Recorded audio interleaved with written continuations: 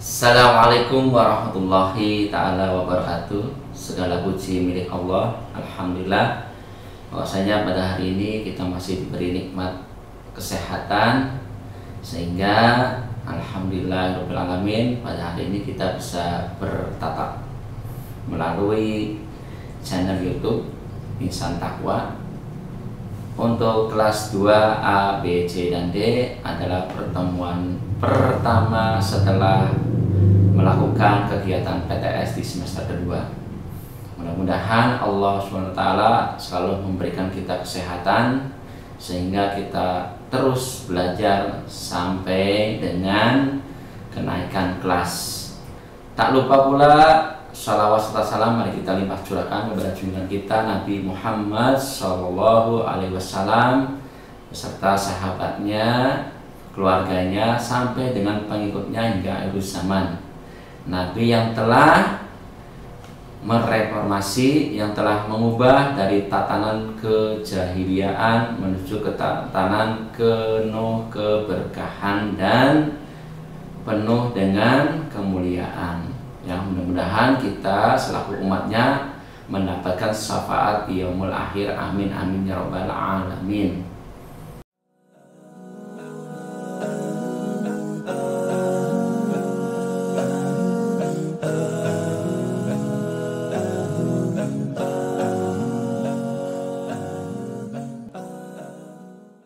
Baik anak-anak, untuk pertemuan hari ini Bapak akan menyampaikan tentang materi bab 8, yaitu akhlak terpuji. Ya, sebagaimana bahwasannya untuk bab 8 ini sungguh sangat penting, ya, bukan hanya dipelajari namun dipraktekkan dalam kehidupan sehari-hari. Adapun dalam pokok bahasan ini meliputi dua hal yang akan disampaikan untuk kelas 2 yang soleh dan soleha, ya. Mudah-mudahan semuanya bisa mengikuti pembelajaran dari ini dengan seksama, dengan fokus dan dengan tertib, serta tidak bercanda, supaya materi yang disampaikan ini bisa dicerna dan dipahami serta dapat diterapkan dalam kehidupan sehari-hari, ya. Ada dua hal yang akan disampaikan. Poin yang pertama yaitu kerjasama dan tolong menolong, ya. Itu satu karakter sama untuk melakukannya. Kerjasama dan tolong menolong itu bagian dari dua hal yang tak terpisahkan. Kemudian adalah contoh kerjasama dan tolong menolong. Contohnya apa dalam kehidupan sehari-hari, baik di rumah, di sekolah maupun di masyarakat. Kemudian yang terakhir adalah penugasan, ya, sebagai langkah untuk menguji kemampuan kalian setelah mengikuti pembelajaran ini, ya. Yang pertama yang akan kami bahas yaitu tentang kenapa kita harus menerapkan akhlak terpuji, ya. Yang pertama, kenapa kita harus menerapkan akhlak terpuji? Wabil khusus yaitu tentang kerjasama dan tolong menolong. Karena pada dasarnya, pada hakikatnya manusia itu tidak bisa hidup sendiri, ya. Manusia itu hidup membutuhkan orang lain, ya, membutuhkan bantuan orang lain. Kalau hidup sendiri berarti orang tersebut adalah orang yang sangat luar biasa, ya, tanpa membutuhkan bantuan orang lain, ya. Tapi kalau di dunia ini jarang orang yang hidup sendiri, ya. Minimal, maksimal orang hidup berdampingan, berkawan, bersahabat, berteman, ya.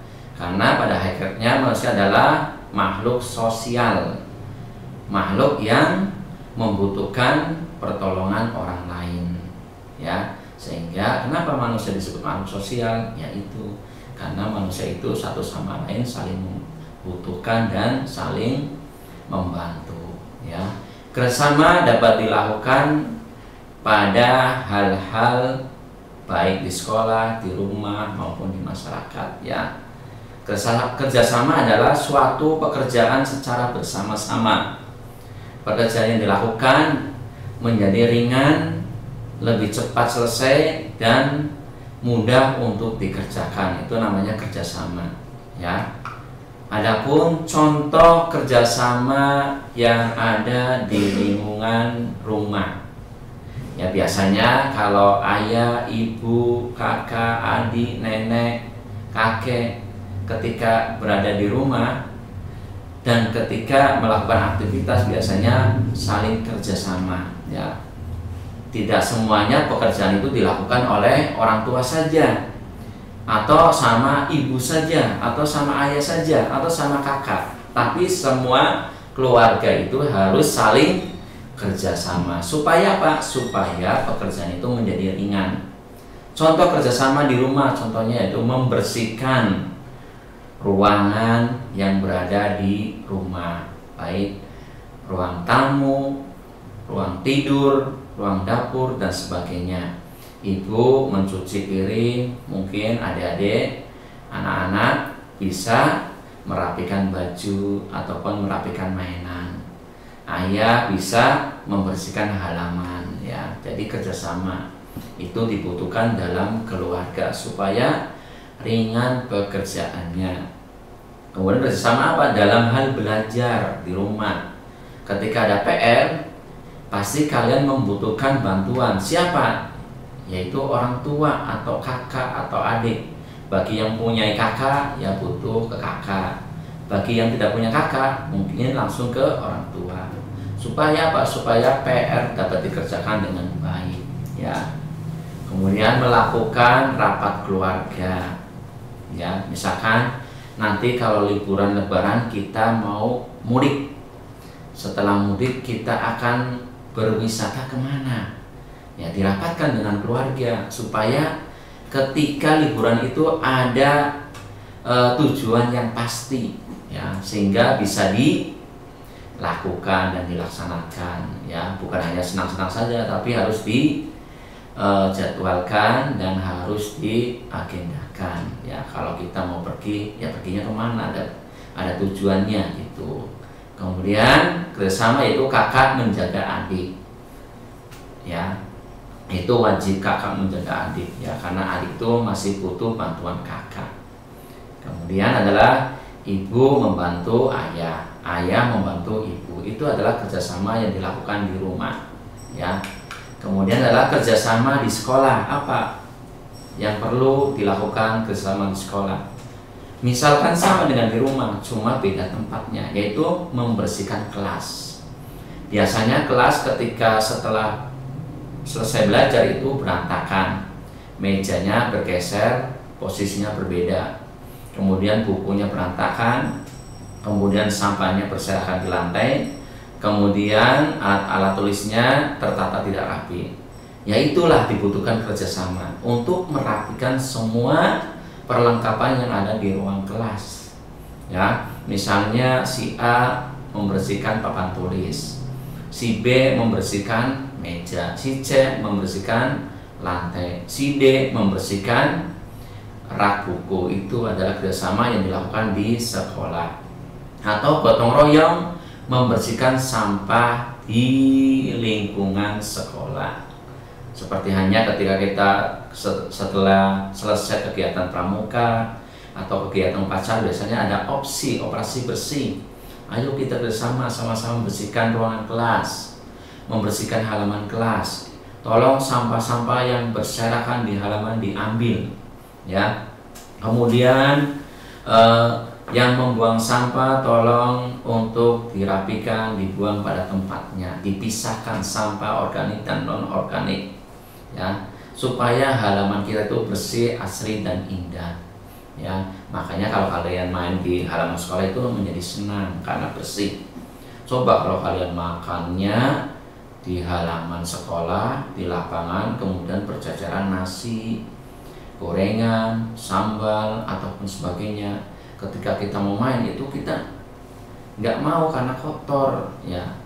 Tapi kalau dibersihkan, kemudian dirapikan, insya Allah mainnya jadi enak, ya. Kemudian apa? Membuat kelompok belajar bersama, ya. Membuat kelompok belajar bersama, ya. Misalkan kelompok belajar bersama kita hari ini mengerjakan SBDP, yaitu kegiatan membuat kreativitas, ya, pas bunga, ya siapa yang bagian ininya itunya itu. Jadi kerjasama kelompok atau kerjasama ketika kita menyelesaikan tugas yang diberikan oleh bapak ibu gurunya. Kemudian adalah mematuhi tata tertib ya di sekolah. Ya, ketika tata tertib dipatuhi, maka pembelajaran di sekolah akan berjalan secara maksimal dan tertib. Tapi coba kalau nggak mematuhi tata tertib, misalkan ketika masuk kelas kita lari-lari, ketika duduk kita sering berganti depan, belakang, samping, kanan, padahal tempat duduknya sudah diatur ya. Itu salah satu bagian kita mematuhi tata tertib. Bagaimana? Ya dengan cara duduk yang sesuai dengan tempatnya. Kemudian ketika ke kelas, ketok pintu, assalamualaikum, salam dengan guru ya. Kemudian duduk pada tempat yang sudah disediakan ya. Tidak boleh menempati tempat duduk siswa yang lainnya. Itu akan mengganggu dan mungkin akan menjadi kita saling marah-marahan yaitu. Kemudian manfaat kerjasama apa? Pasti banyak sebenarnya. Hanya satu hal saja ya, manfaat kerjasama adalah dapat meringankan suatu pekerjaan sehingga pekerjaan itu menjadi cepat, tepat, dan selesai. Itu manfaatnya salah satunya. Banyak sekali manfaatnya ya. Insya Allah dengan kerjasama silaturahmi kita semakin erat ya. Pertemanan persahabatan kita semakin kuat. Nah, itu adalah manfaat kerjasama ya. Itu. Kemudian yang kedua adalah sikap tolong menolong. Sebenarnya sama dengan kerjasama ya, hanya beda makna sedikit ya. Tolong menolong adalah saling membantu ya. Umat Islam itu wajib tolong menolong, saling membantu, baik dengan saudara ataupun dengan orang lain ya. Tolong menolonglah dalam hal kebaikan, jangan tolong menolong dalam hal keburukan ya. Sudah dijelaskan dalam Al-Quran ya, anjuran untuk tolong menolong ya. Kepada siapa kita harus menolong atau minta tolong menolong? Kepada sesama manusia ya, kepada yang lebih utama adalah pada Allah SWT sebagai Tuhan pencipta. Jadi kita harus membiasakan sikap tolong menolong ya, baik di dalam rumah, sekolah maupun di lingkungan masyarakat ya. Contoh salah satu sikap tolong menolong ya, itu wabil khusus di sekolah adalah ketika ada teman yang mengalami kesusahan ketika belajar. Kalian bukan mengolok-olok, mengejek ataupun menghinanya atau mengganggunya, tapi kalian tolong supaya teman yang mengalami kesusahan dalam menjawab soal ataupun dalam belajar itu akhirnya mudah dan paham ya. Jadi yang pintar jangan suka meledek yang kurang ya, karena pada dasarnya manusia itu tidak boleh saling menghina dan mengejek atau mengolok-olok ya. Itu sudah dijelaskan.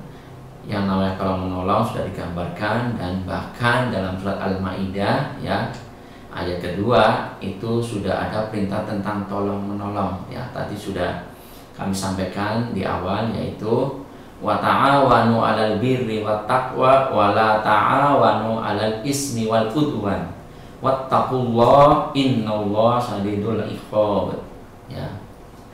Dan tolong menolonglah kamu dalam mengerjakan kebajikan dan takwa, dan jangan tolong menolong dalam berbuat dosa dan pelanggaran, dan bertakwalah kamu kepada Allah, sesungguhnya Allah amat berat siksanya. Nah, itu adalah surat Al-Maidah ayat 2. Perintah tolong menolong ya. Menolongnya dalam kebaikan, bukan keburukan ya. Kalau dalam keburukan itu berarti kalian nanti akan mendapatkan dosa. Misalkan si A disuruh untuk minta tolong ya, untuk mengambil mangga tetangganya yang berada di jalan atau berada di kebun. Karena si B pengen, hanya minta tolong diambilin, dipetikin, padahal itu mangganya si C ya. sehingga kalian itu harus menolaknya, wajib menolaknya, karena itu sama aja kalian mencuri, kecuali kalau sudah izin boleh silahkan. Atau si B meminta tolong supaya mengambil pensil si C, ya padahal itu pensilnya si C tapi diambil, itu nggak boleh kecuali kalau sudah izin ya. Jadi lakukanlah hal yang baik ketika menolong pun dalam hal yang baik, bukan dalam hal yang buruk atau dosa ya, karena itu akan berakibat jelek dan tidak baik ya. Itu tentang materi akhlak terpuji untuk kelas 2A B C D, yaitu akhlak terpuji tentang sikap tolong menolong dan kerjasama. Mudah-mudahan bukan hanya dipelajari materi ini, tetapi bisa diterapkan dalam kehidupan sehari-hari, karena pada dasarnya manusia adalah makhluk sosial yang membutuhkan orang lain ya. Kalau hidup sendiri berarti bukan manusia tapi makhluk aneh ya itu. Oke, itu aja ya untuk kelas 2. Dan sebagai persembahan terakhir untuk mempelajari ini, silakan ini ada kita bernyanyi tolong menolong dan kerjasama dengan nada lagu di sini senang di sana senang ya. Kalian bisa nyanyikan ketika di rumah atau ketika di lingkungan sekolah ataupun di lingkungan masyarakat ya. Lagunya gampang kan, di sini senang kan bisa di sini senang, di sana senang, di mana-mana hatiku senang. Nah, nada dasarnya seperti itu ya. Jadi kalian insya Allah bisa lah. Apalagi kalian suaranya masih bagus, masih lembut dan merdu ya, beda dengan Pak Arul yang sudah mungkin udah kelihatan agak sedikit tua, jadi suaranya agak serak-serak ya. Nanti kalian nyanyikan ya. Jadi dengan nada di sini senang di sana senang ya. Menolong teman dan kerjasama adalah akhlak terpuji. Lakukan itu untuk kebaikan, jangan lakukan untuk keburukan. Ya ya ya ya ya ya ya ya ya ya ya ya ya ya. Nah itu ya. Nanti kalian bisa nyanyi lah sama orang tuanya ya. Oke, itu aja untuk materi hari ini. Dan persembahan terakhir itu ada Alkisah tentang Thalha bin Ubaidillah ya, sahabat Rasul yang memberi gelar Thalha si dermawan ya. Thalha mempunyai seorang istri, namanya istrinya Saudah binti Auf ya. Suatu hari Thalha tampak bersedih. Ada apa Kanda? Tanya istrinya. Hatiku semakin banyak ya, dan ini menggelisahkanku. Apa yang harus aku lakukan? Tanya Thalha. Kita bagi-bagikan saja harta itu, karena si Thalha itu bingung dengan harta yang banyak ya. Tanya si istrinya, kita bagi-bagikan saja harta itu. Jawab sudah. Kemudian Thalha dan istrinya mengumpulkan orang-orang yang tidak mampu. Mereka membagi-bagikan saja harta itu. Thalha pun tenang. Thalha seorang pemurah dan dermawan. Allah sangat menyayanginya. Allah menambahkan hartanya kembali ya. Kalau seorang yang dermawan, yang suka memberi, menolong, insya Allah Allah akan memberi dan menolong lagi ya. Jadi insya Allah kalian jangan terlalu pelit dengan harta. Kalau menolong silakan menolonglah dengan keikhlasan ya, seperti dengan si Thalha ini. Insya Allah harta yang kalian belanjakan ke jalan kebaikan tidak akan berkurang, tapi akan selalu bertambah pahala, bertambah kebaikan. Itu aja yang kami sampaikan untuk hari ini. Dan untuk yang terakhir adalah kalian menceritakan gambar di bawah ini ya, minimal 2 paragraf, 1 paragraf 4 baris, jadi ada 8 baris ya. Itu ada 2 gambar, kalian ceritakan di buku tulis, kemudian kalian kirim ke WA Pak Arul ya. Waktunya sampai jam 13.00. Bagi yang terlambat sampai jam berikut, maka nilainya akan dikurangi ya, karena sesuai kesepakatan batas maksimal pengumpulan tugas itu jam 13.00. Itu saja dari kami. Kurang lebihnya mohon maaf apabila ada salah kata yang kami sampaikan dalam materi tersebut. Kurangnya dari saya sendiri, lebihnya dari Allah. Kami akhiri dengan ucapan hamdalah, alhamdulillahirabbil alamin. Wassalamualaikum warahmatullahi wabarakatuh.